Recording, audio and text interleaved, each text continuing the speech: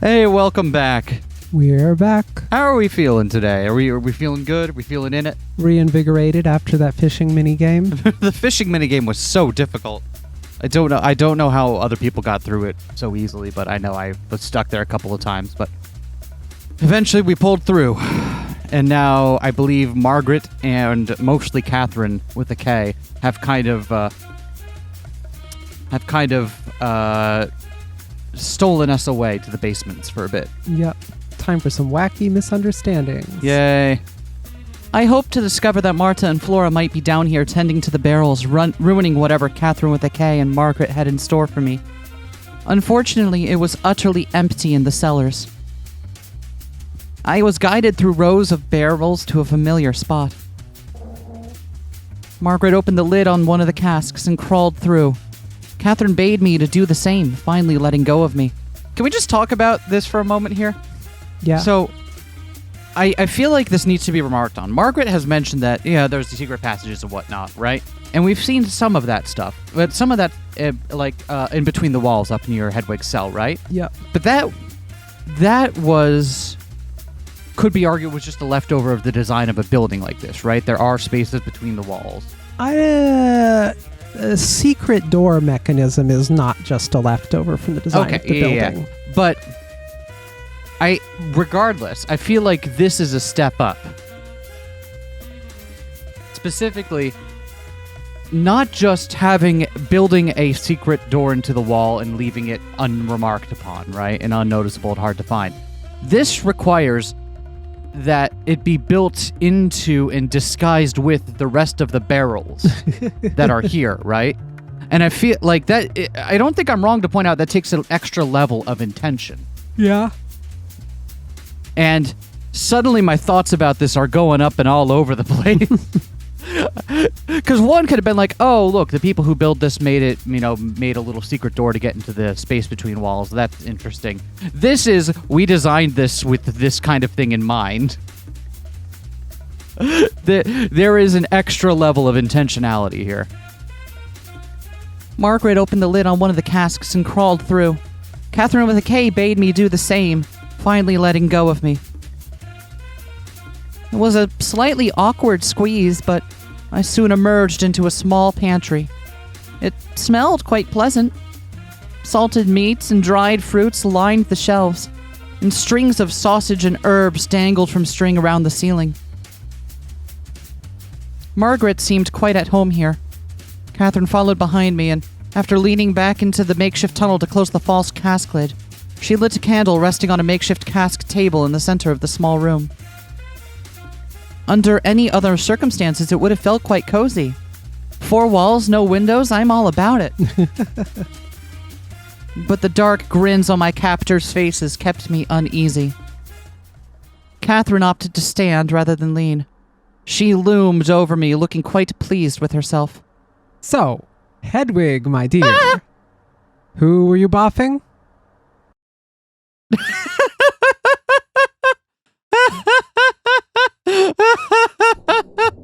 Oh, we were right at the end of the chapter transition. We'll pretend we did that on purpose. The life of the virgin. I also like how it makes the V's look like bees. The life of the virgin. Boffing? Come now. You aren't in trouble, Hedwig. What? Why would I do that? Oh, did you read? Yeah. Yeah. I'm not a priest. We're just curious. I think you got their voices backwards. You're making Katherine very... I totally did. Did get it backwards. We're just curious. I don't know what the word means. Oh, what fun. We get to teach you all sorts of new things now. Is this like being the kids, being like the teenagers who have your one kid who lived in a family that was very down their neck, and you get to be like, hey, we get to tell you what porn is. Ooh, tits.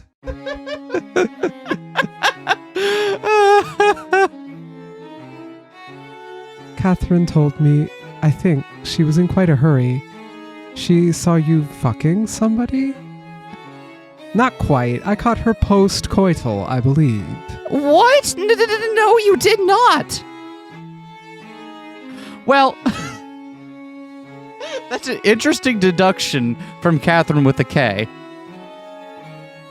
I just want to point out that it's not an unreasonable deduction for Katherine to come to, and depending on how much trust we put in Hedwig's narration, that would be a very convenient way to elide telling us about something else she was doing in there. I suppose. I don't know. Just worth taking a glance at. Hedwig, you simply must relax. There really is nothing to be afraid of. We wouldn't dream of using this information against you. Perish the thought. We're just curious. I don't know what you think you saw, but... Oh ho, was it Eustace? That's unmistakable Eustace linguistic trickery, that there. I believe that you believe, and so on. Eustace could well be rubbing off on her. And then some. Hey! It was not Eustace! Oh, who was it then? Nobody! Oh, Hedwig, do get over yourself. I saw you naked as anything in a secluded little room of the Abbey. What were you doing out there anyway? Oh, there's no use trying to turn this around on me, Hedwig. There is, if it's specifically looking up at the window to Hedwig's cell. I'm afraid the game is up. So much for that. How could it possibly be anybody? I'm unmarried, and what's more, I couldn't lay with anyone here. Why ever not? She must have very high standards. How would it work exactly? Nobody here has a, nobody here is a man.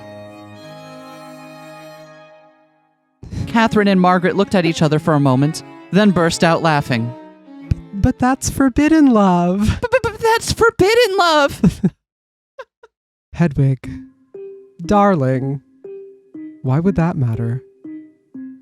Who needs a cock when fingers will do? Well, you seem to need one every now and then. Yes, well, nothing beats the real thing, but any port in a storm. I felt faint. I was practically seeing double. So you were just prancing around nude in your cell for the fun of it, all by yourself. I find that incredibly difficult to believe. It is also convenient that she just gets in there and is immediately taken by the thought of like, oh, let me do this again. It's my first time being... It's not your first time being back in a while. Like, what was I trying to do again? I don't know. Narrator Hedwig and I are on the rocks right now, so I think... It's certainly a weird scene, but I don't see that... It's a strange scene, and I'm... I don't know. I would hesitate to blithely accept what is put before me. I'm not so sure. I must say I'm close to buying the Innocence Act here. Unbelievable. I saw her little bitty teats and everything. Maybe she was just getting dressed? In her old cell? Oh. Hedwig? I was scarcely keeping it together. The book I had found in my cell slipped from my hands. I was looking for this. What is that? A Bible? Margaret picked it up and quickly ran the pages between her fingers. It's empty. Yes, I wanted a blank book. Been itching to do some more writing and illumination ever since I left my cell, and I didn't want to steal one of the books earmarked for my chronicles. Liar. Liar. Liar. How did you get in? The cell is supposed to be locked. Well... Oh, Margaret, do you know something about how to get in that cell?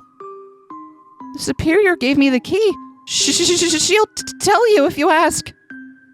Margaret and Katherine with a K exchanged a glance. I believe her, actually. It all makes sense, I suppose, save for one teeny, tiny detail. She stepped forward and grabbed my chin, squeezing my cheeks together as she commanded me to meet her smug gaze. Why, in God's name, would any of that require you to strip naked and bare yourself to the whole wide world? Katherine, I don't know. Maybe she was just, taking a little time for herself. She could do that in her own room. Perhaps she just needed a change of scenery. Katherine with a K looked slightly disappointed. She let go of my face and stood up, resting her hands on her hips. Everywhere is a change of scenery for her, though. In fact, that room is the one place that would hardly count as a change of scenery. Margaret chuckled, sounding a little exasperated. Give it a rest. You caught her mucking about with herself. It happens. I have to imagine that was the only entertainment she had in that cell in the first place. Probably brought back old memories, put her in a certain mood, I despise how much sense that makes. I had no idea what they were talking about, but I had been granted a reprieve from the erroneous belief that I had been boffing, as Katherine with a K put it, anybody. I was torn between relief and disgust. Any port in a storm? Was Katherine with a K really suggesting that? Was Margaret suggesting? Oh boy, I forgot narrator Hedwig doesn't stutter. Well. I jumped to my feet, so heated was I at the accusation. I wanted to quote Aquinas at the top of my lungs. How disorderly did these two think me to suggest that I could do such a thing to myself? The pair of them looked at me quizzically as I held a finger forward, ready to spew venom in their direction at the very idea that I would do something so unnatural to myself. And then I realized the predicament I was in. Because if she says that, then they're just going to believe that she was laying with... There's no version of this where they'll believe she was just, cool stone floor. But think one layer deeper than that. Okay. Oh, you're... Okay. Sorry. I thought you were going to follow that up with something. Is there something else? Another reason she'd want to go along with this? Because then why isn't she just telling them why she's there? Because she doesn't want them to know that she was in her old self for explaining what she was, for trying to investigate more into the matter of Flora's disappearance.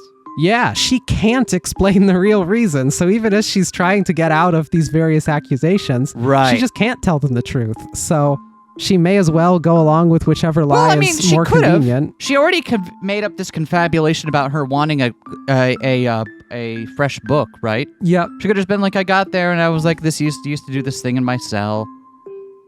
But yeah, you make a very valid point. You won't tell anyone, will you? I gulped.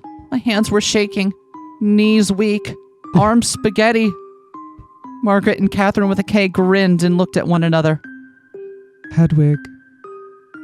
What's to tell? We all do it. Right. We all do it. Katherine was just hoping she'd caught you doing something a little juicier. You make it sound so sinister. I was only curious. I'm still interested in why Katherine with a K was over there. Because again, as we know from Hedwig's trip to go reclaim the, to go look out to the part of the Abbey outside her window, it's not a part of the Abbey that has anything on it, and it's very difficult to navigate terrain. Mm-hmm. Right? Because that's the side that has like the sharp face and all that. And even though nuns will sometimes see people out there, like Darcy saw her going around that side, right? Mm-hmm. It's still like not a place to be without any reason. Also, Pantry is very tiny. Tiny Pantry. Of course. The game goes on, it would seem. So it would. The game? I got it. I finally figured it out. The other nuns have a betting pool of who's going to lay with Hedwig first.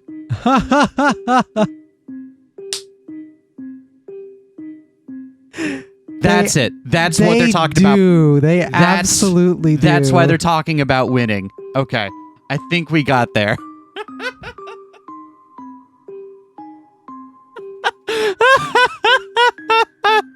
Oh, yes.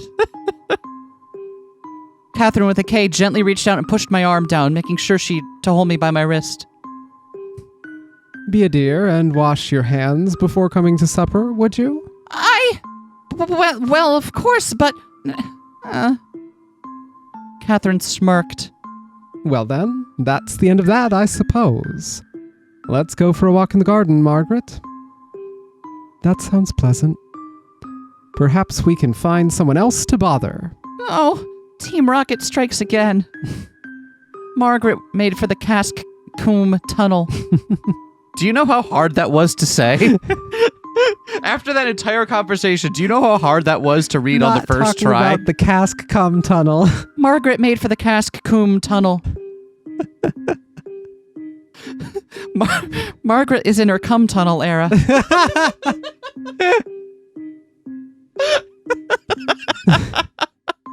What was it?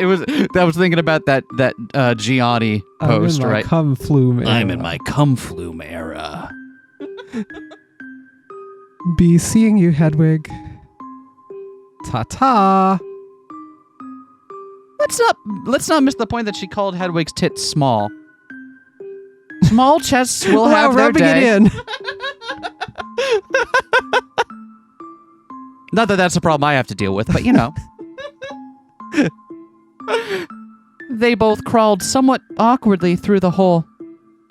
I sighed deeply before following suit. They walked on ahead of me once we were in the cellars. I shut the cask door behind me and leaned against the barrels to catch my breath. So it looks like that, judging from Darcy's statement to Margaret, it looks like that leads into the same pantry they use in the kitchen. Seemingly. So there's presumably another entrance there, but presumably that entrance is kept locked. But also, if it's just, like, how hidden is it? Because they have a hidden thing on the cellar side, but on the pantry side, presumably you'd see, like, a cylindrical tunnel. Is there anything to hide it on that side, or is it just... Oh. I shut the cask door behind me and leaned against the barrels to catch my breath. How much of my innocence would I have to sacrifice for this quest the Superior had given me? It had not been that long since I had left my cell. In that time, I had lied, stolen, cursed, and struck someone. What a party. I mean, I hit you once a couple nights ago as part of a bit, and I felt like so awful afterwards. Even though we agreed it was really fucking funny. It was funny. I'm still like, and we've been married for so long and known each other longer than that, so we have that kind of understanding, right? And even then, I'm like, what have I done?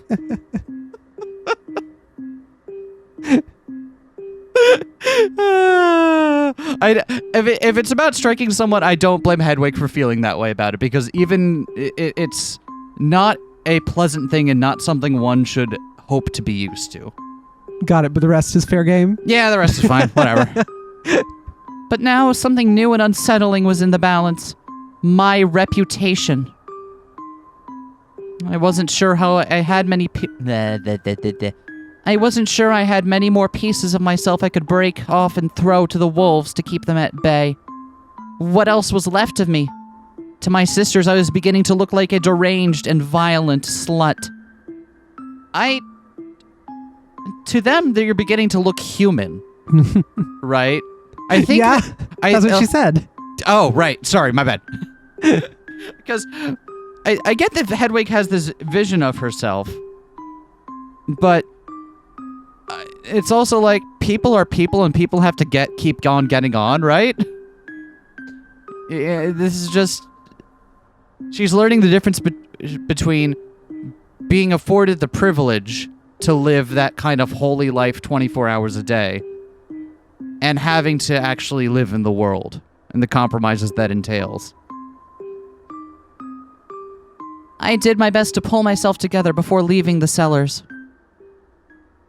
I thought about taking a bath, but nudity had gotten me in enough trouble today.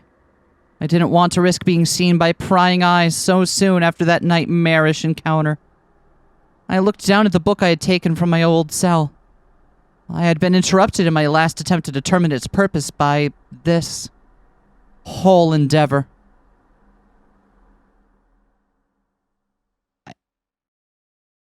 I decided to head back to the dormitory and investigate it in peace. Random thought that just came to me. What if Hedwig's narration is indeed covering for someone else at the Abbey, and it's someone who, for reasons we may not know yet, she is going to become in cahoots with? And therefore, it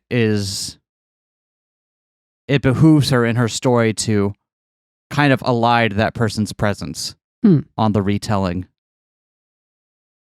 I don't know what I'd make of that. I'm just stuff coming to mind. I decided to head back to the dormitory and investigate it in peace. Darcy and Eustace were nowhere to be found. Whatever they had been arguing about, it had been resolved. Or perhaps they had moved the conversation elsewhere. At any rate, I was relieved to be able to enter my room without being noticed. I closed the door and took a seat at the little writing desk situated across from my bed. It wasn't as big or as sturdy as the one in my old cell, but I still felt a sense of comfort spreading open a book in front of me on the slanted surface. I procured a quill and ink bottle. Nowhere near as nice as Moira's, but it would do. From underneath the bench. I flipped through the pages one more time to confirm the book was truly empty. Even propping open my window, while fully clothed, mind you, to hold the pages up to the light, just in case something had been scratched into the pages or some such trickery. Invisible ink. What if invisible ink, right? Yeah. Although, she's also got a good point there about, actual palimpsest, right? Like, the impressions left by writing. It's not a bad way to check for it. Satisfied, I laid the book down again. This empty tome was indeed another question for me to answer, but that investigation would have to wait. While I was curious who had deposited a blank book in my cell and the reasoning for doing so, I decided to take advantage of the opportunity I had been presented with. There's another nun who wants to write something for some reason, and took the opportunity of using your cell to do it, your old cell. Notes. It was well beyond time for me to start taking notes. Oh, good. I mean, I always thought there was a reason she wasn't until now, which is because you don't want to leave incriminating evidence of what you're doing, right? Mm-hmm. Then again, she's not that good at being stealthy about it, so might as well. I could only hold on to so many mysteries in my head at once. If I had not been handed this book, I dare say the lie I told Katherine with a K and Margaret was about stealing a book from my library pile would have become true in a day or two's time anyway. My job was chronicler, I reasoned. This was simply work I could do outside of the library. Where to begin, though? A map? Hastily, I began jotting down a map of the Abbey, as best I could understand at any rate. I had no eye for scale, and in the process I realized that I had a habit of mixing up my left and my right more than I cared to admit, not to mention my cardinal directions. Had you noticed that? I apologize if it made things difficult for you. More than once they've brought up cardinal directions might be wrong, and that is upsetting me a lot because I didn't have any theories for which a cardinal direction mattered, but it seems they do. Well, I mean, she was also talking about whether or not it was built to the same plan and oriented the same way. It's something that we never did for the first volume, but I imagine maybe someone might have come to that issue if they had done so. Trying to make a map based on the directions Hedwig had given. Right? I imagine if someone had tried to do that, they might have become a bit more... they might have realized that problem more so. I found the process rather entertaining, and I could feel myself growing calmer as well. It's fun. Making maps is actually very fun. Did you ever make maps as a kid? No, but I did mazes. I did mazes too. I was a regular mazeologist. Putting information on the page began to feel like taking it out of my head. When I was finished with my little map, I began writing about the sisters. Okay. So, we're not going to stop right now and go over everything here, but this is very interesting to look at. And we'll definitely come back to this when we're working on, I don't know, anything that requires more of a spatial reasoning, right? I left a page blank for each, scribbling down a little note or two for each. And then when I had finished that, I turned to a fresh page and wrote Katherine with a C. This would be my workbook. I felt more motivated to finish this investigation than ever before. The embarrassment of Katherine with a K's snooping aside, returning to my cell alone had felt good and correct. It was where I belonged, and the sooner I could put Katherine with a C's murderer to justice, the sooner I could return. I wondered if any anchorite or anchoress had ever been blessed twice after breaking their vow, and if so, if they had found redemption. It was the best chance I had, I concluded. Maybe I would be the first, and maybe it would not save me. But at least God would see that I had tried. It would be better than nothing, and I would have some semblance of peace knowing I helped Sister Katherine. I had been given a task by my superior, however misguided she might have been, and God had sent me a vision. And what's more, I had survived not one but 2 encounters with unholy agents of the devil. God was telling me to finish my work, whatever it took. Is that what God's saying? I don't know. Seems like... I guess I don't... On the broad, I don't disagree with Hedwig here, but she certainly is drawing some conclusions for herself. You know, some favorable conclusions. The only problem was that even after exhausting everything I knew into the pages of my new notebook, I had no idea where to begin. I quickly shut the book and wheeled around, looking for a place to hide it. I felt a lot less clever than I did a few minutes prior. Yes? Sister Hedwig, may I enter? Certainly. The door opened and Angela glided forward. She closed the door behind her and leaned against it. The superior would like the key back. Oh my goodness! Yes, of course. I rummaged around in my robe and my heart sank. Oh dear, afraid I must have left it in the cell. Sister Hedwig, please tell me you are joking. I am afraid not. I must have dropped it in the dark. Well, go and find it quickly, lest it fall into the wrong hands. Of course. I can't believe how clumsy I am sometimes. Nor can I. Did you find anything? I looked at her blankly. In the cell, the superior informed me of your hypothesis. Did you find anything indicating why Flora might have been hiding in there or why she was attacked? Not as such, no. Only, I weighed whether or not to tell Angela about the empty book left by the intruder. On the one hand, the less I could get away with talking to her about, the better.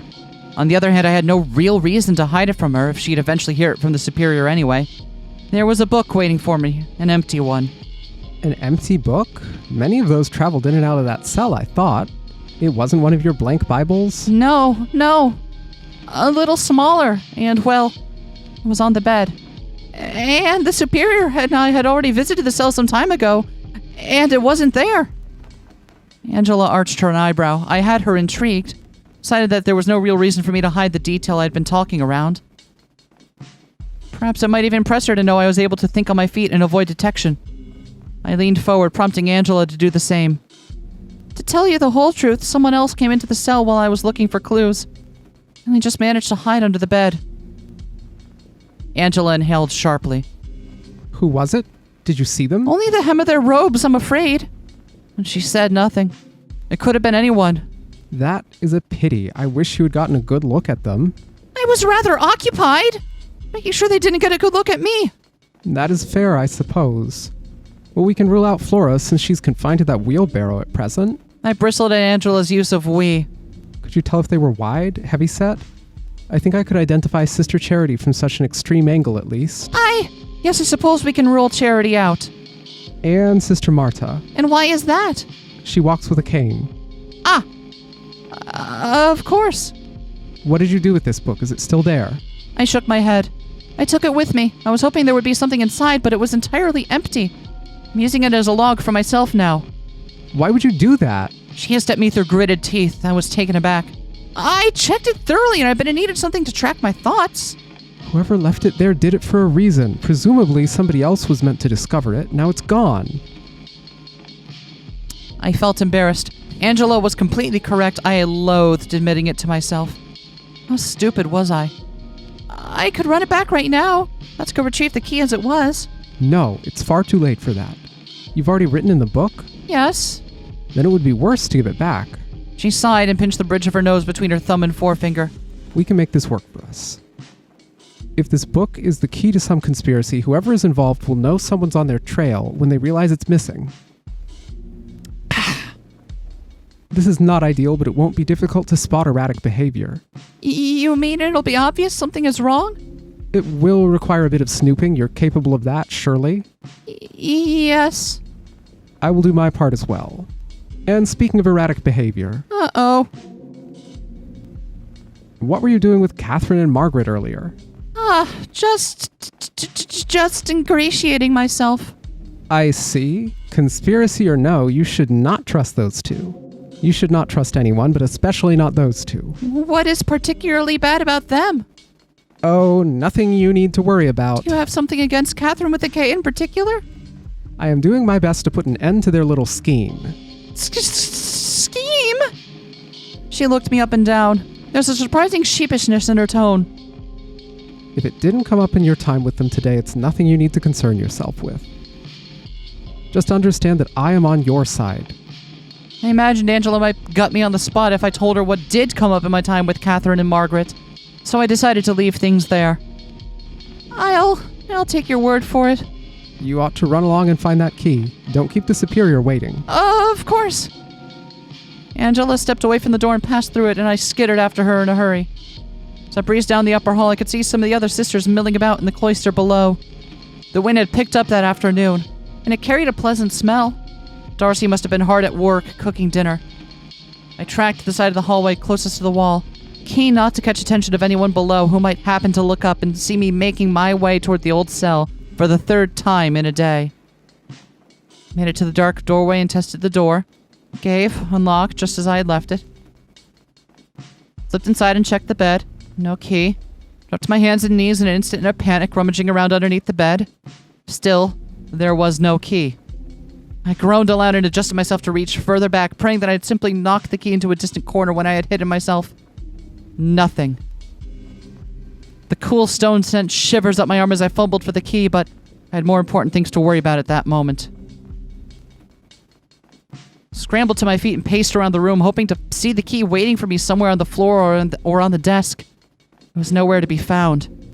I grabbed my cowl and pulled it tight around my head and let out as quiet a howl of frustration as I could. Defeated, I flounced onto the bed. The superior would be furious if I had lost her key. The superious? Yeah? But superior doesn't sound like furious. Yes, it does. What are you? The one time I jump in and do it myself and you're just not here to back me up? All right. I began to wonder what exactly I would have to do to lose her trust completely. Was there something I could do that would be so stupid, so inept, as to prompt her to cut me loose entirely?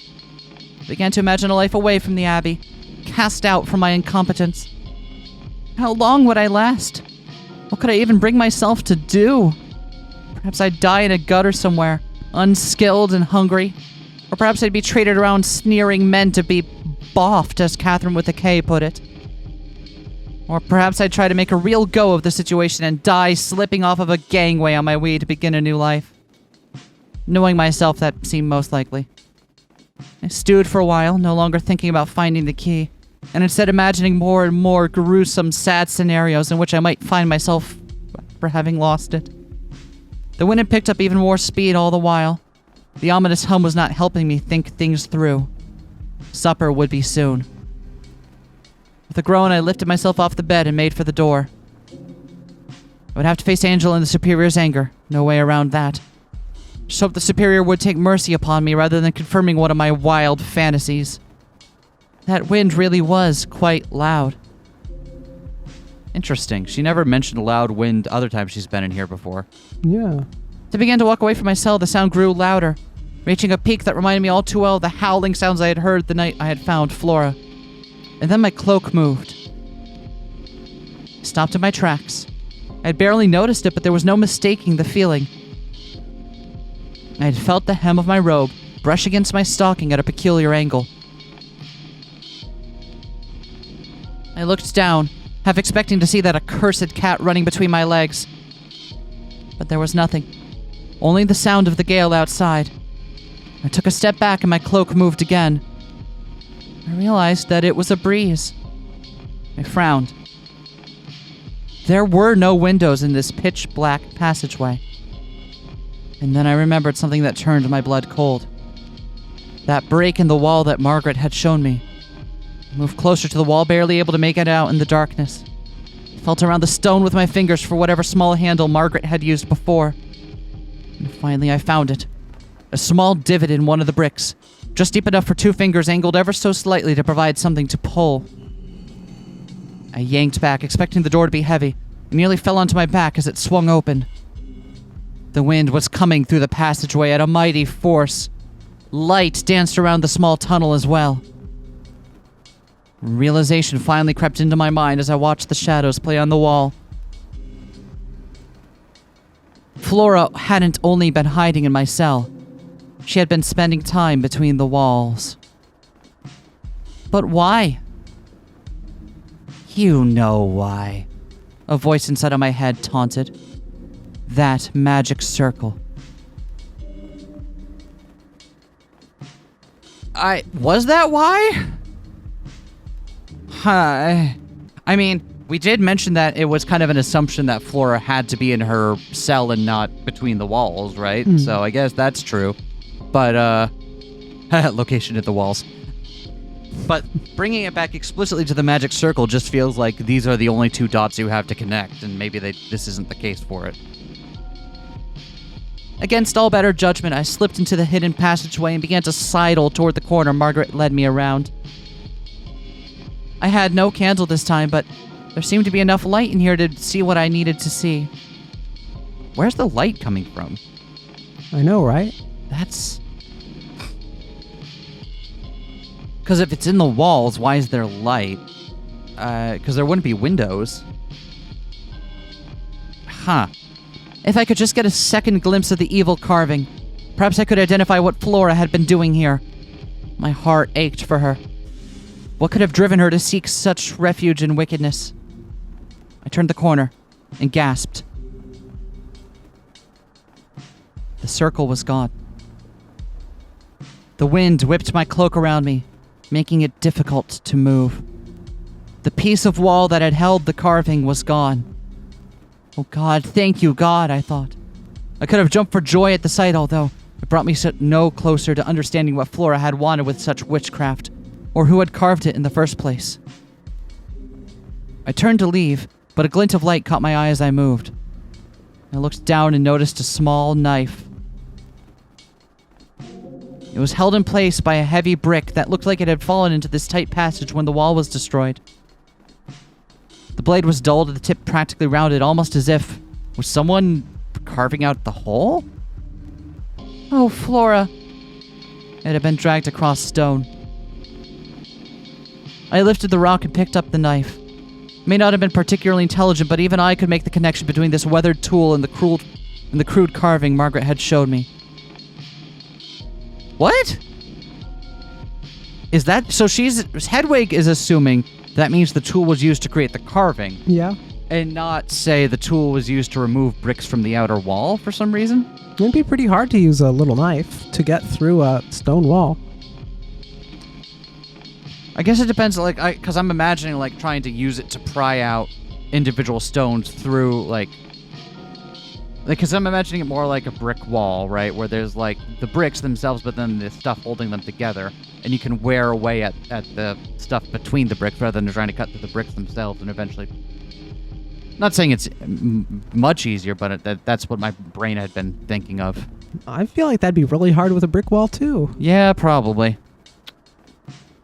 But even then, I don't think that's immediately going to the carton. Also, are we just gonna go by the fact that, like, oh wow, a huge portion of the abbey just fell away at some point and no one remarked on it? Was it huge? So there was no light last time she was in there with Margaret. Mm-hmm. And now it's big enough that light is spilling in. Mm-hmm. Yeah, absolutely. And that there's a breeze coming as well. That's absolutely a noticeable change in the outer wall. That's... And especially if Katherine had just gone around that side of the building at some point to go look at it. Tell me no one has noticed the new hole in the abbey wall? I mean, is it unreasonable? It's not on the ground floor, and we don't know that it's huge. We know that light and wind gets in, but light and wind get in all kinds of things. Yeah, but it was big enough to take out the entirety of the carving that Margaret had shown to... How big was the carving? The carving seemed sizable, at least from what... it did not seem like it was a small thing. But I think this is a sizable hole. Yeah, anyway. As I made my way back to the dorms to hide this new clue, I turned new horrid thoughts over in my head. The ghost had been real. There was no doubt in my mind about it. I had smelled the sulfur and burning hair. I had seen its dead eyes. Flora had come running out of that passage, pursued by the monster. Monster summoned by that spell?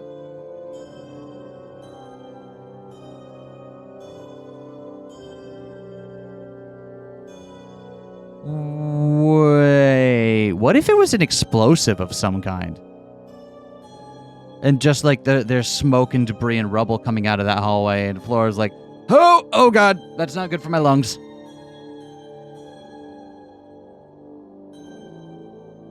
Huh. What does that explain things? I don't know. I'm just trying to get a grasp on like what else might have happened back there. Assuming it was Flora that caused that hole, I'm trying to think of what might have. A monster summoned by that spell, which meant that Flora. It made me feel violently ill just thinking about it. Why would Flora invite such evil into the abbey? I knew enough about the poor girl to know that she had her moods, and I had heard stories about her desire to escape. Beyond stories even, she had approached me with a plan in the Misericorde, ready to steal from the church and make a new life with ill-gotten gains. Had I driven her to this? I felt faint. I had to remind myself that Flora's choices were hers alone, and if she had decided to unleash a violent spirit upon the abbey as a form of revenge, well, that was wickedness on her part. It would have been her choice. Not mine. Not my fault. Not my fault. Flora's fault. As I entered the dormitories, I was alarmed to see the girl in question. She was perched awkwardly in her wheelbarrow, chatting with Moira, who looked surprisingly frustrated. Probably say Paris. Achilles is a bit plain. Oh, Hedwig, what a pleasant surprise. Oi, am I boring you? Not at all. Moira looked at me pleadingly. We've just been discussing La Commedia, and the Iliad, and history, and men, and... Christ, sorry for going on. You could have just said something. I tried. You act like I've been talking about the same thing for hours. Those are all different topics. I suppose that is true. Given the opportunity, who would you take, Hedwig, Achilles or Paris? I haven't the faintest idea who or what either of those are, I'm afraid.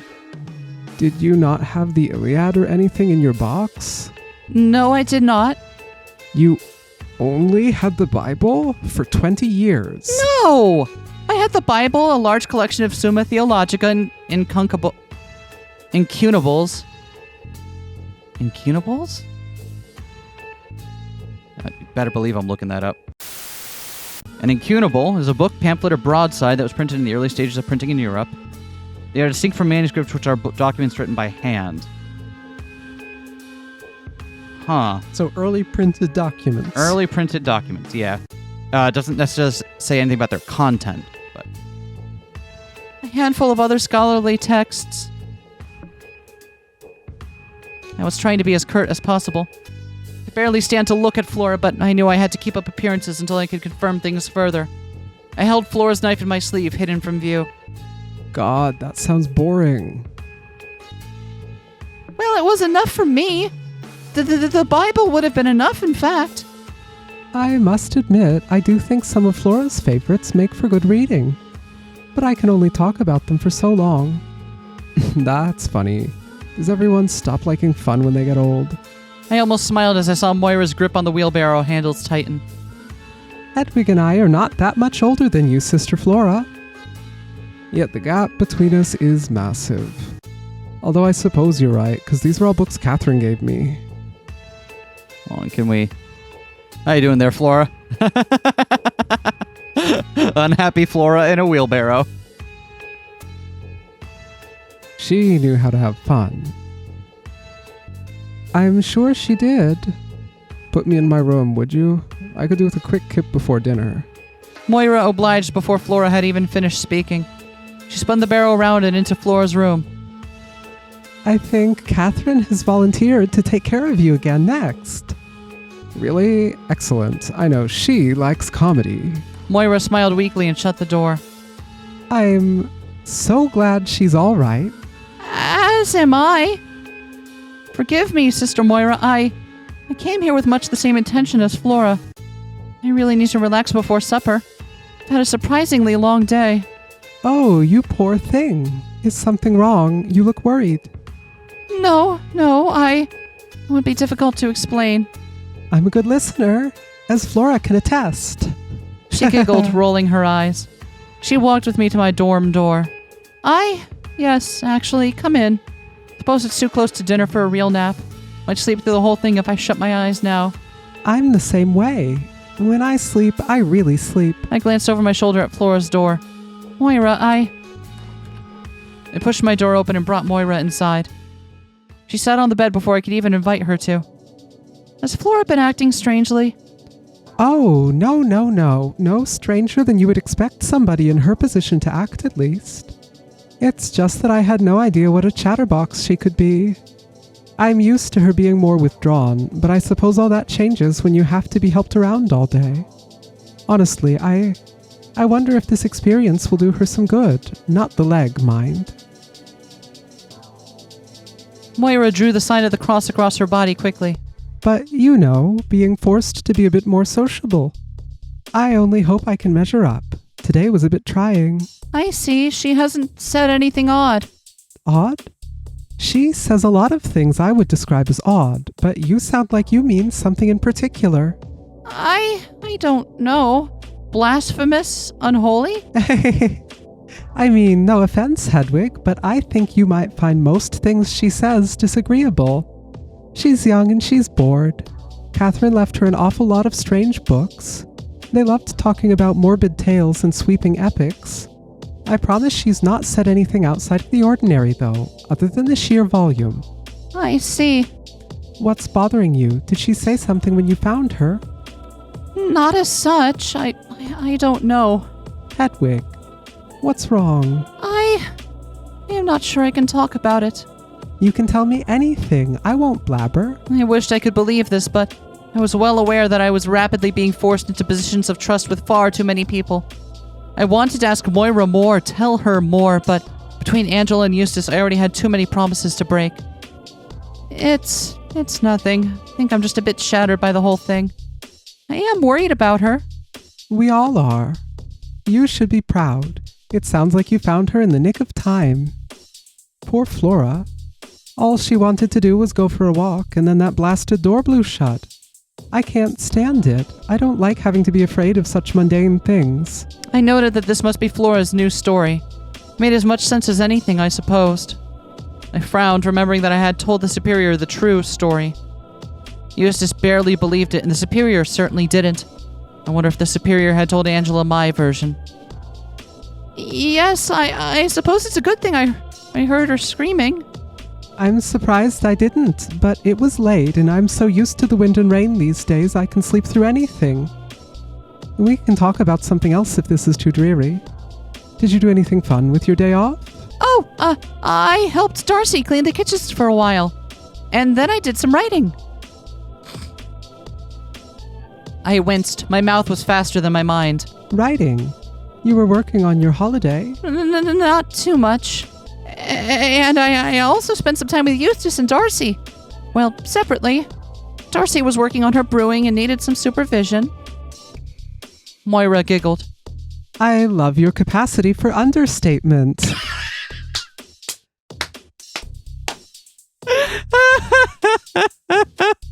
And then I went fishing with Eustace. Oh, that explains why they were arguing earlier. Were they now? Oh, yes. Don't worry, it happens all the time. Moira leaned forward, a mischievous smile on her lips. They're a regular married couple, you know. I mean, it's none of my business, really, but they're very close. They're good friends? I mean, everybody here has a few good friends, but those two are quite good friends. It makes it a little awkward when they're fighting. You have to pretend not to notice. What do they fight about? Hedwig, I'm a nice girl. I'm very good at pretending not to notice. And if I did notice, I would never share. I see. But between you and me... That little side eye from Moira there. I do think Eustace can be a bit of a louse. In what sense? Oh, you know, they're both quite close, but Eustace can be a touch flighty. I went fishing with her today. Was that about something she and Darcy usually do? I wasn't butting in, was I? Oh, heavens no. I think Darcy tried fishing once and got the hook caught on her bottom. It's true. But I think Eustace tends to forget things she's promised Darcy she would do, or just not do them. Eustace is impulsive. I suppose Darcy can be impulsive too, but she keeps her word. I see. That does make some sense. I haven't the faintest idea what married couples are like, so when you said that... Oh, of course. I apologize. Silly me. It's quite all right. I felt somehow steered toward this next question, but I didn't really have an exit from this topic that wouldn't feel rude, so I asked anyway. Were you ever married? I wasn't particularly interested in knowing, but what else could I say? Plenty! Hedwig, plenty! The more this goes, the more I feel like she's really working hard to justify some of her really interesting decisions as pure naivete and nothing more to us, the person she is telling the story to. And I don't know. I have a feeling at about 75% of the way through this chapter, we're going to learn something about Hedwig that's going to make me want to question that. So just keep that in mind for now, I suppose. Me? No. I would have quite liked to have been, but I never found the right man. There was a boy when I was quite young. I thought I might quite like to marry him, but he died and my family moved. It was a sudden thing. It honestly doesn't bother me much, thinking back on it. Just one of those little tragedies where you can remember the shape but not the feeling. I was too young to feel much, I think. And then, by the time I was old enough to be truly courted, I was committed to joining an abbey. You felt a strong call to the church? I suppose so. I never had what you might call a religious experience, but when I looked around me and really took stock of the paths available to me in life, the church just seemed very stable. When monks or nuns would come to the village, they came because they wanted to help people. It seemed so free of exhausting politicking. I know absolutely nothing about politics. The idea gives me a headache. Moira laughed. Life's complicated enough as it is, isn't it? My father was very political, or so my mother told me. Interesting. So she's from the nobility. Well, right, because, I mean, we've either that or assume she was connected in some way because she's got the expensive gifts, right? Yep. She's the one who seems like this is not a you are put here. This is maybe not a vacation, but she's not giving up as much. Yep. Right? But specifically, though, bringing up that my father is very political and so on. It's not just money. It's not just, I'm from a merchant family. I've got relatives Right, send me it's cash. Like there's something political going on that we are learning more about in this upcoming line here. He disappeared one day, and I learned that I wouldn't be able to follow in his footsteps. There was no family business to take care of, and aside from my looks, I had nothing to offer a husband. But if I took the veil, I could study up and really make something of myself. You couldn't follow in his footsteps, huh? I wonder why he disappeared during this time of English Civil War and political uprising. I wonder why. Remember that big swing where Moira might be the handsome man from the intro? Yeah? Yeah, I'm just thinking about that still. Could it be that she is the handsome man's daughter or something? Or that too, yeah. Given that it feels kind of disconfirmed, unless a lot of other things are lying. Well, we she don't is know the handsome exact man. time when that conversation took place. We are given a date for the events of the story that Hedwig is relating us, but we weren't given a specific date for the conversation, the conversation with the handsome man and the owner of the manor, and we aren't given a date other than less than a year later, we're given the year for the framing device. So that's what I did. That was, oh goodness, about 9 years ago now. I received word that my father had died the day I left to join the convent. I was sad, but I had seen so little of him I hardly wept. If anything, it made me feel like I had made the right decision. She looked a little glassy-eyed, and I said nothing. Oh dear, I'm so sorry. I didn't mean to bring the moods down so low. No, not at all. Thank you for sharing. I'm afraid I don't have any stories like that to tell. I scarcely remember anything before the day I took my original oath. I know that I was born in Trier. I remember there was a river and a lot of boats that would come through. Wait. That's weird. Didn't we just get something last episode about how she had no idea what rivers sounded like? We did. And how We absolutely did. I was born in Trier and there was a river? Huh. That's odd.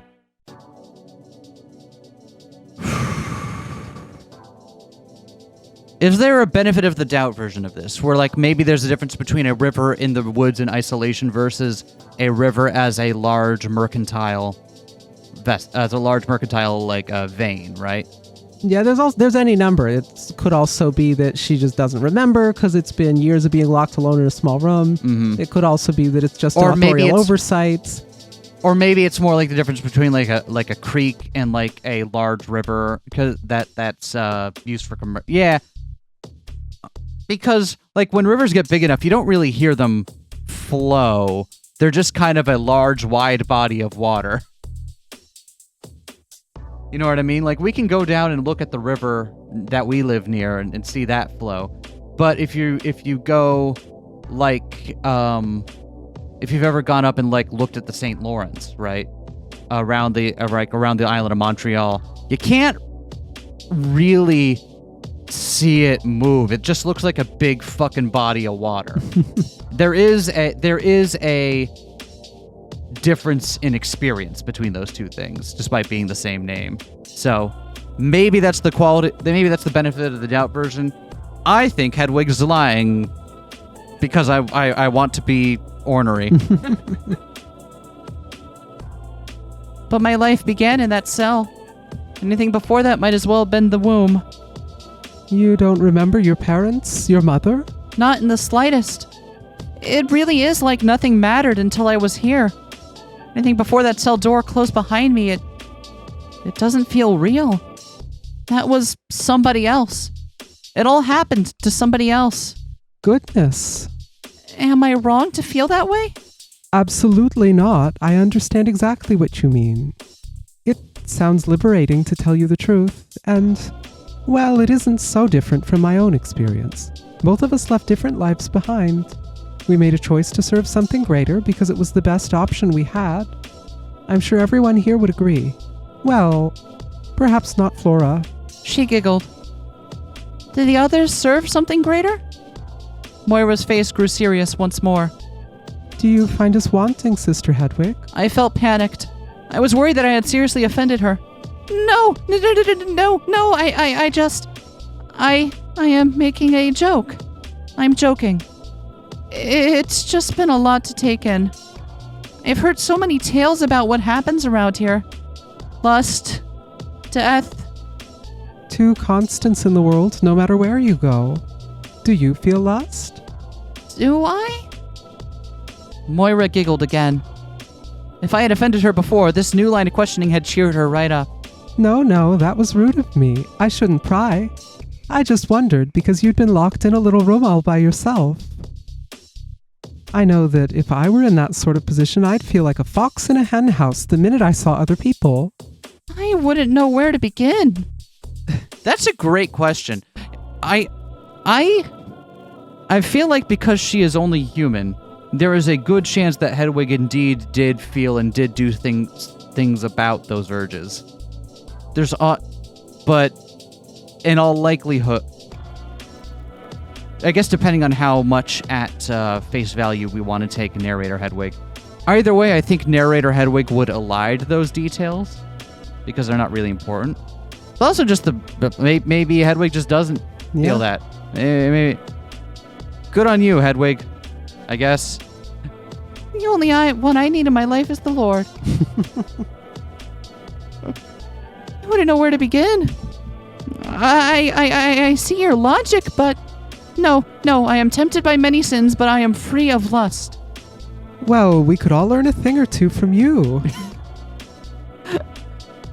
Then again, she also does like to get naked and roll around on the floor, so... Free from lust, sure, but not free from the sensual feeling of cold rock against your naked skin. Confirmed floor sexual. It's like the feeling of putting a Q-tip in your ear. It's not forbidden, but St. Peter's gonna make a note of it when you're... She glanced out the window at the setting sun. It's probably time we went down for dinner, yes? Yes, of course. Moira beamed at me and stood up. She held the door open for me as we left. Moira does beam a lot. It's Moira who does the beaming. You're not wrong to notice that. No one else is equipped with beam weapons. No one else is equipped with beam weaponry except for Moira. I still held the small knife tucked in my sleeve. I'd seen no chances to hide it while Moira spoke. Hedwig! She's going to run up to Angela. They're both going to have knives up their sleeves. The others were making their way downstairs as well. Katherine with a K was wheeling Flora out of her room, already looking slightly exasperated by whatever topic the younger woman was bombarding her with questions about. Oh shit! So, this is a tiny little detail. I'm not going to spend too long on it, I promise. Notice how Flora in the wheelbarrow here, you can see her leg propped up, right? Yeah. Normally, in visual novels, when you flip a sprite, you know, it's just you flip the sprite, you don't really care about left, right, and sometimes details are inconsistent that way, but who cares, right? Mm-hmm. The last time we saw Flora, she was facing the other direction. The sprite was flipped, but the leg was not... The leg shown was not the one that is injured and healing. It was her other leg. And so that was a weird... that's consistent. Fair enough. I just feel like I should point out when people go the extra mile on that. I noticed. You did a great job.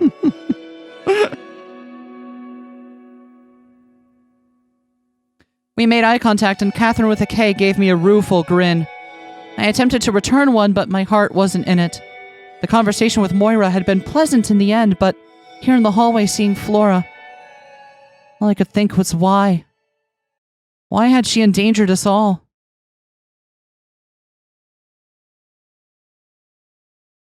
Maybe Flora stumbled upon someone else. I am more convinced than ever now that there is midnight snack, that are some events going on around the corners of this that we are not fully privy to. No, in our mystery game, there's events that we're not privy to. Okay. And that when we're going to come back with more context, we'll see some more of Anyway, you're a midnight snack. Thanks. You're welcome. Dinner was delicious as usual. Darcy had provided a veritable bounty of oh my god, I left the bowl with all of Flora's blood in it back there. Anyone for black pudding? No one's moved the bowl. Someone had already filled it up. Darcy, no. The tether bowl. No one's moved it, so it's still there, full with blood. Darcy had provided a veritable bounty of duck once again, and the vegetables from the garden were as wonderful as ever. Darcy feels like the embodiment of in her lane, moisturized. Everything was slathered in a bit more gravy than I had gotten used to, though. I dared not ask why, as I didn't want to offend Darcy. She's just starting to get back on my good side. And it's working. Luckily, I did not have to. The superior, who had finally gotten dressed, I noticed, broached the topic for me. You have outdone yourself, Sister Darcy. Never would I have guessed we were about to enter winter with a meal this fresh. Thank you. It is all down to the sauce. Can we get a Darcy and a Sauce Boss t-shirt?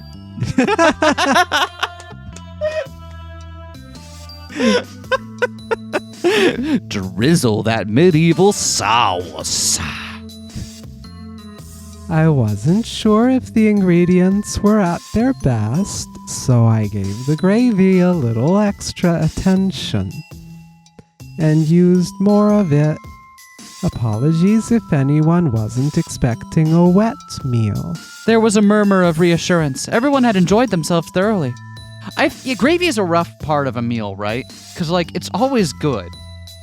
But there definitely is, a tipping point where it's too much. And it's I don't want my plate when I'm done to be, a swamp of gravy. That's what your bread's for. Well, that's the thing. Is that, I want it to, get it and beyond in my potatoes and in my tofurkey and stuff. And maybe a little bit at the end to slap up with a piece of bread.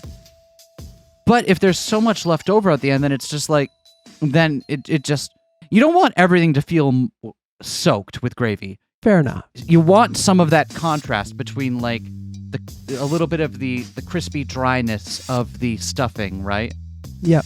Right? I'm talking mostly about Thanksgiving meals, but that's fine. That's when everyone gravies it up. It was fantastic, Darce. I could not help but notice that Eustace was sitting on the opposite side of the table today, and several seats away from what could be described as across from her friend. It's good to tuck in before winter. A few months of pottage and dried meats. I suppose it's always good for me in the end. I hate cooking during the cold months. Far fewer options. They're all cold months here. Flora had to be seated in the corner of the room with her legs sticking out somewhat awkwardly toward the table. Katherine with a case sat on a stool next to her, helping spoon food into her mouth. Too true, Flora. You know what I mean. Charity is right. Lots of pottage for a while, I am afraid. I will do my best to get creative with the meats, but there is only so much to be done with salted beef. I love it, honestly. I'd eat dried foods all year round if I could. You do, don't you? Katherine with a K called to Margaret from the side of the room. Unable to stomp on her friend's foot in retaliation, Margaret grimaced and jerked her head toward the superior.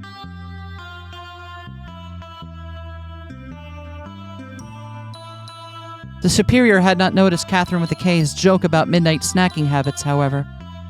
The snacking habit. The snacking habit! Margaret's is the snacking habit!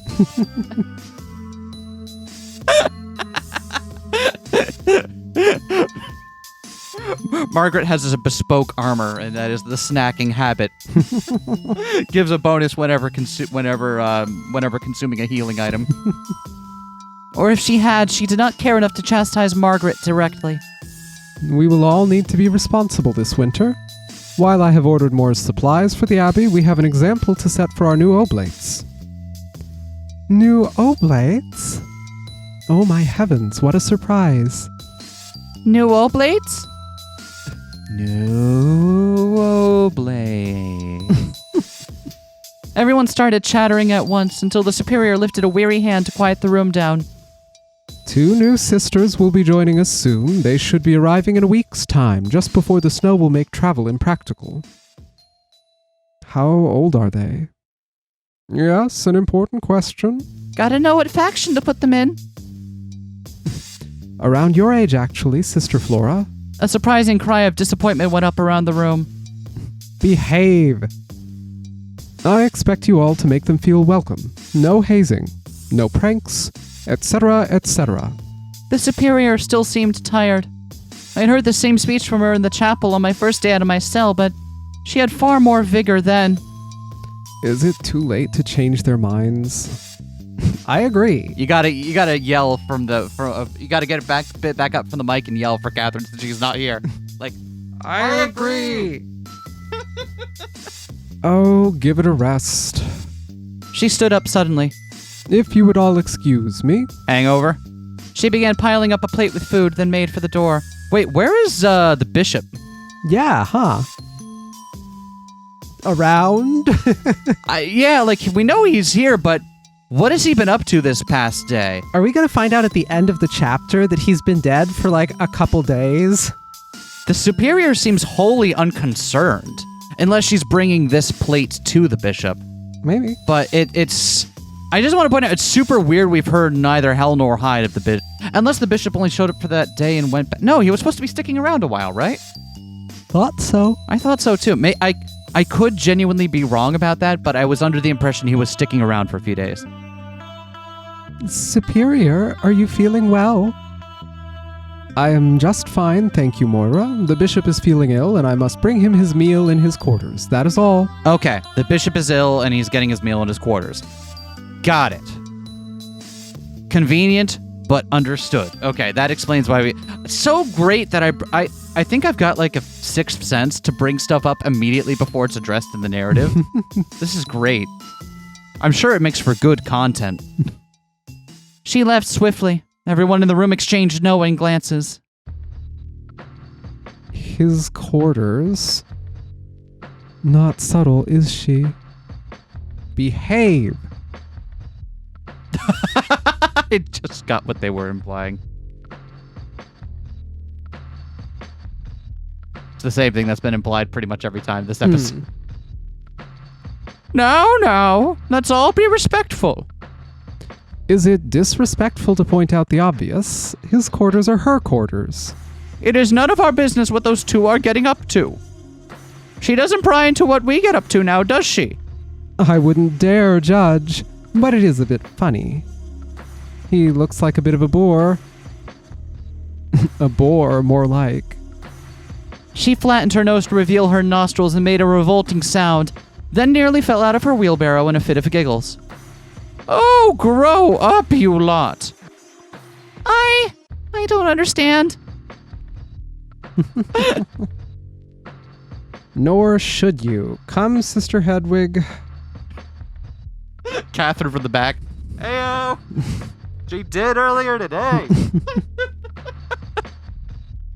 I must speak with you about something. Hedwig? Katherine with a K shot me a steely look from across the table as I complied with Angela's request. I didn't particularly want to spend time with Sister Angela, but the atmosphere in the room was so awful I actually found the idea preferable.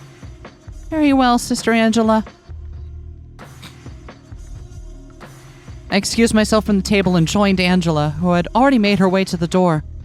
Everyone muttered disapprovingly as the door swung shut behind us. I followed Angela a little way into the garden until she was satisfied with our distance from the others.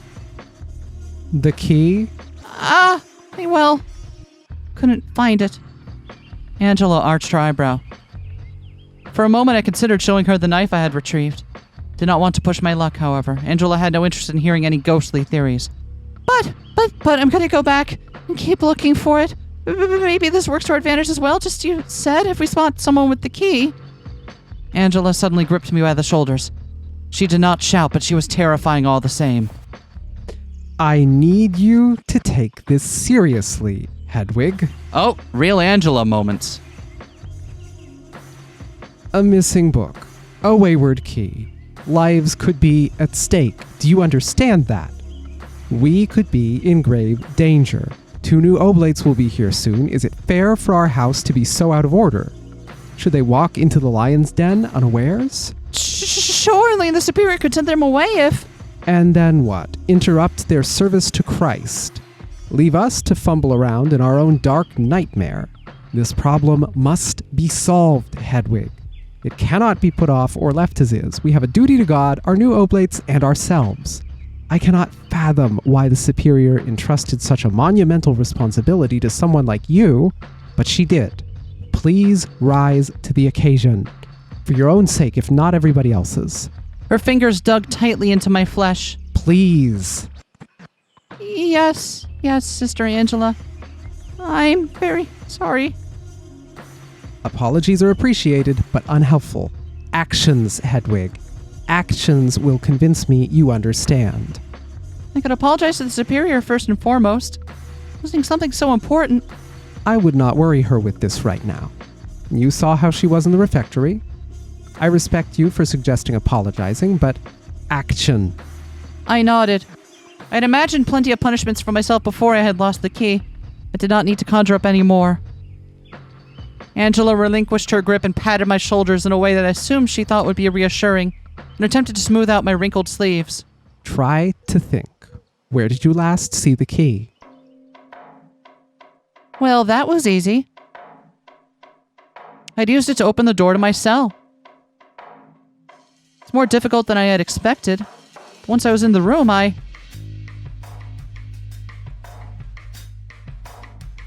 Did she ever take the key out of the door? Not that. I thought her cell looked to the outside of the abbey, right? Yeah. The map is confusing, and I've been wondering that since it first popped up. I know she said she sometimes messes up, but Then again, the dorm also has windows to the outside, right? So is this like... Oh, is this the outer, There's an outer wall? Is that what we're seeing? Huh. Also, look at our location. That's cute. Not gonna lie, this map actually made things more confusing. And there's windows in the library as well. The door. Is that Flora's door? Flora's door? The door for Flora? That's so much not closer to the cell than I thought it was. Huh. This map is making me more confused. I'm just going to put that to the side for now and just carry on. How's that sound?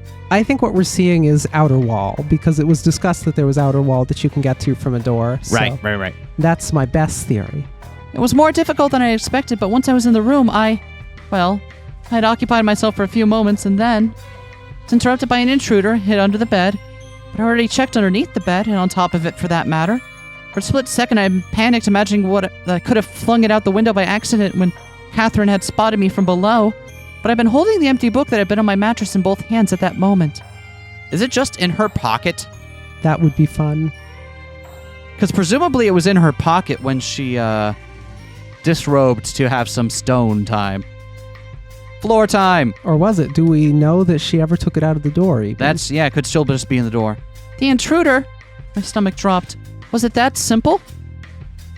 I had entered my cell, closed the door behind me, felt overcome by, a need to touch the stone. I had needed 2 hands to strip down, and when I no longer needed to hide, I had been distracted by the empty book and Katherine with a K's invasion of my solitude.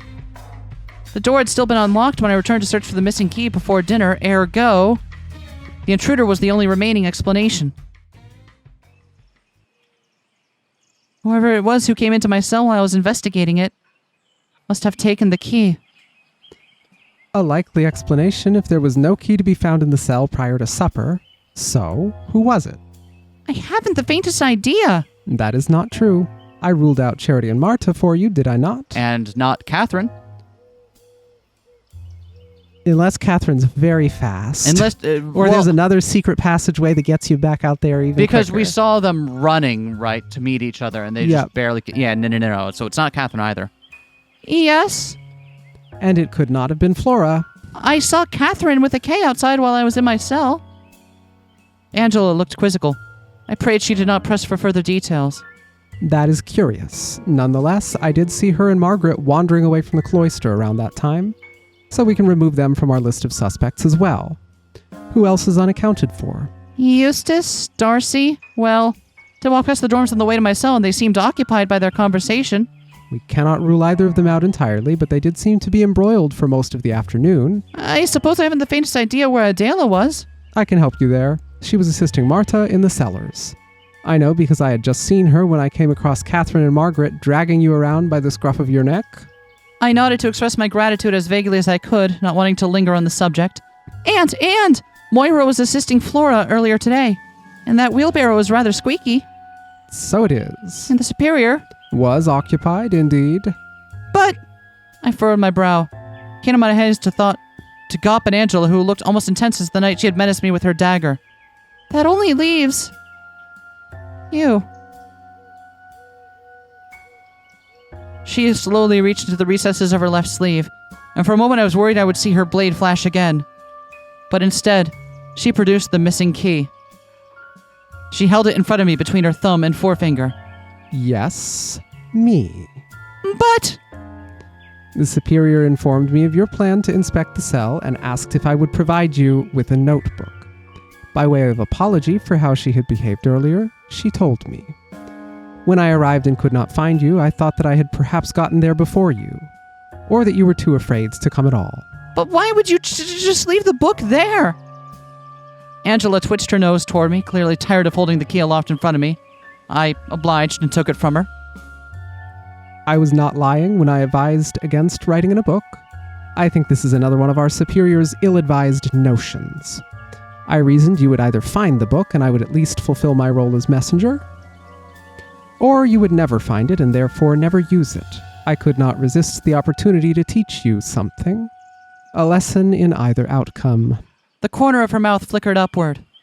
A cruel game! I was terrified I had lost the key. You did lose the key, Hedwig. Thank God it was me who found it. It took everything in my power not to strike her as I had struck Eustace. My whole body tensed for a moment, but I resisted the urge. I found Angela truly, wholly, despicable in this moment. A waste of my time! Was it? You did in fact lose this. You have learned to be more careful, I should hope. And perhaps you will think twice about further use of that book. Losing a key is one thing. Imagine what would happen if you wrote all of your secrets, all of your investigations, into a little book that anyone could read. The superior thought she was being very kind, I am sure, but her kindness clouds her judgment. We stood in silence for a moment, eyeing one another. In the distance, I could hear the sound of the rectory doors opening and cheerful voices spilling out into the night. What will you do tomorrow, Hedwig? Your holiday is almost over. I will endeavor to find Katherine with a C's killer. And the day after that? I will continue to do the same. Say it. I will endeavor to find Katherine with a C's killer. And the day after that? I will endeavor to find Katherine with a C's killer. Once more? I will endeavor. My throat was dry and I had to swallow to get the rest out. To find Katherine with a C's killer. Angela stood Angela stood for a moment in contemplation, looking me up and down. Very good. I shall endeavor to do the same. Have a good night, Hedwig. She turned to stalk behind the rest of the sisters as they walked toward the dorms. I followed behind her, wishing for all the world that I had a spear I could hurl into the back of her head. And I think that's where we'd call this a sode. Alrighty. How's that sound? I am having so much fun. I am so happy to be here. Are you happy to be here? I am. I think we're all kind of happy to be here today. And if you're not, this is episode 4? I feel like I need to question your decisions. I feel like that's on you at that point. Anyway, we'll see you all next time, everyone. Bye. Peace.